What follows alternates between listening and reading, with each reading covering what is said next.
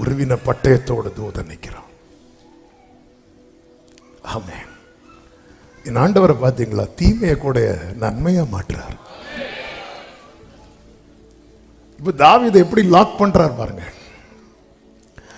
அவனை ஒண்ணு பண்ணு, ஒர்னான் களத்துல போய் பலி செலுத்த சொல்லு அப்படிங்கிறார்.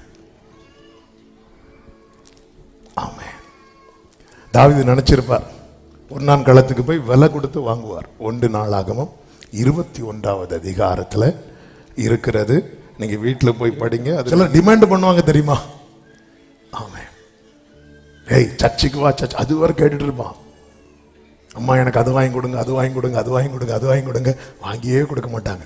ஹேய் விவிஎஸ்க்கு போ, நான் விவிஎஸ் போனேன், எனக்கு வாங்கி கொடுப்பீங்களா? இங்க அப்படிதான் நடக்குது. தாவீதே அப்ப ஒண்ணு பண்ணு, நீ ஒர்னான் களத்துக்கு போ, அங்க ஒரு பலிபீடத்தை உண்டாக்கு.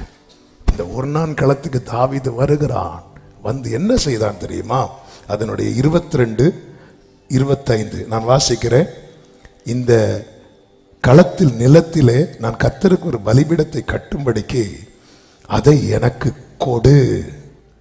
25, 26 வசனங்கள்ல நீங்க பார்த்தீங்கன்னா தெரியும், தாவீது ஒரு பெரிய கிரயத்தை கொடுக்கிறான்.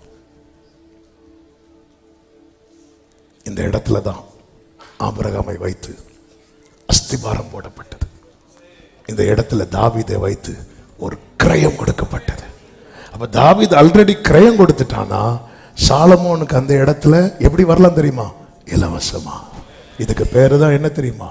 கிருபை. சாலமோன்ட்ட தாவீது சொல்லுவார், இங்க பாருப்பா, இங்க ஆலயம் கட்டுறதுக்காக நான் என் சிறுமையில நிறைய சேர்த்து வச்சிருக்கிறேன்.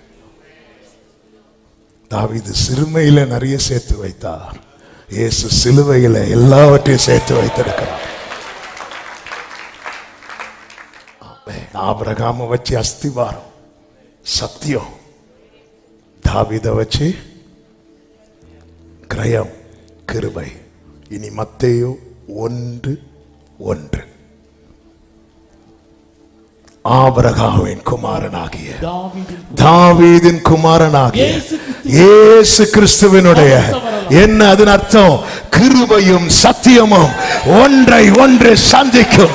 அவர்தான் என் ஆண்டவராகிய இயேசு கிறிஸ்து.